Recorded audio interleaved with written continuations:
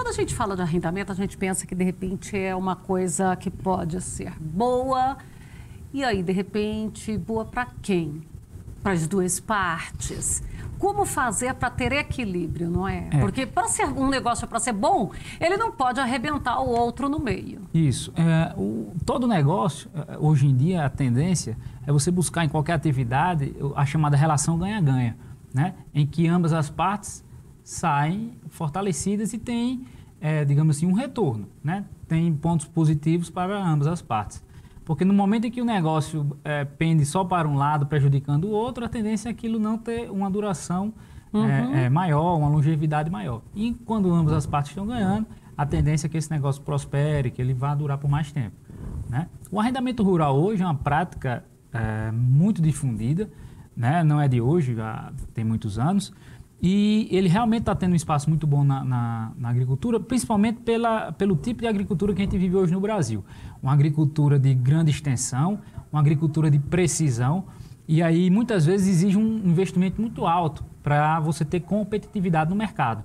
E aí às vezes você tem um produtor rural que não está naquele momento, por exemplo, acompanhando aquela evolução, a tecnologia, ou você tem uma sucessão de gerações onde antigamente o patriarca que estava à frente da produção não está mais presente, e aí os filhos às vezes não têm tanta experiência com a operação em si, então às vezes é mais interessante e lucrativo você arrendar sua área para alguém que já está com know-how, tem equipamento, tem tecnologia, tem dinheiro para aportar no investimento, e ele conduzir a operação. E o arrendador vai ter uma retribuição financeira por estar cedendo aquela área para a produção rural. Então, as duas partes têm aquele privilégio. E para quem vai produzir, ele não precisa necessariamente adquirir uma nova área, porque a compra dessa área vai demandar um capital muito alto, e ele arrendando, ele consegue ter uma produção, aumentar a sua área de produção com a retribuição financeira do dono da terra. Então, você acaba os dois lados tendo ganho nisso. E, normalmente, esses contratos, eles são feitos com valores fixos ou varia com a produtividade, com a produção? Aí onde está hoje, nós temos hoje um ponto muito interessante nos contratos de arrendamento. Para o público entender assim, tirando um pouco da parte do juridiquês, o arrendamento é uma espécie de locação, né?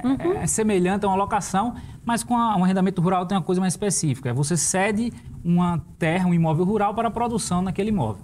E aí a lei determina que você estabeleça um preço por esse arrendamento.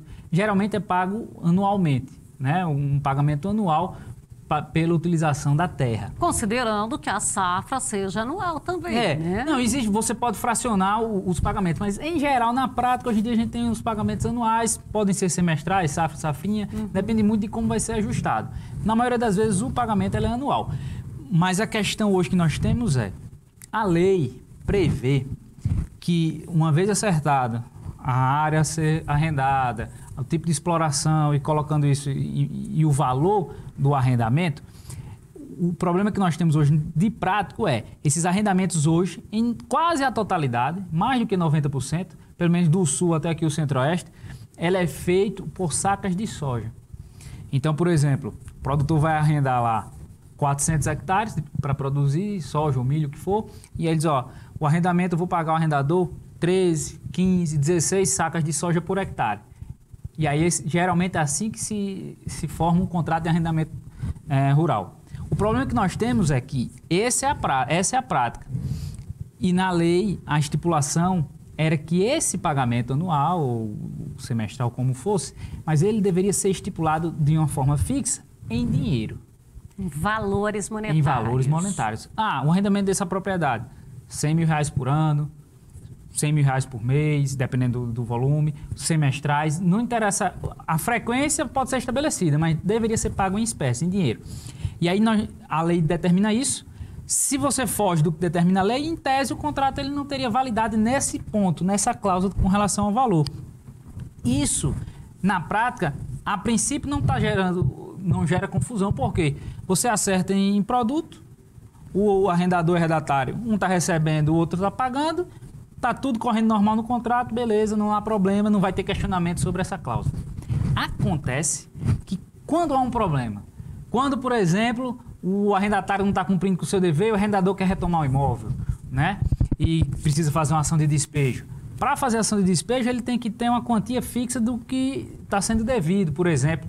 E quando você tem isso em grãos e não tem em reais, e você leva isso ao judiciário, a primeira coisa que o outro lado vai alegar, ele a vida toda aceitou pagar e o outro receber em grãos. Mas na hora que dá um problema, ele vai procurar uma brecha jurídica. Para dizer, ó, isso aqui, o contrato tem uma nulidade, porque não foi estipulado em reais e a lei assim determina. E aí vai a discussão, não foi estipulado, mas você recebeu, e aí vai ficar, digamos assim, um vácuo e uma discussão jurídica sobre um tema que realmente gera controvérsias, porque a prática vem sendo feita de uma forma que é contrária ao que a lei determina, né? E aí existem algumas soluções para minimizar esse risco.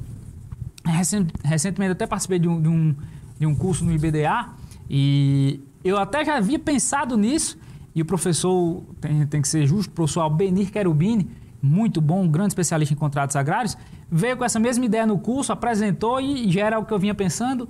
E o que seria essa ideia? De você passar a estipular nos contratos, por exemplo, de arrendamento, uma cláusula similar ao que acontece hoje na CPR financeira.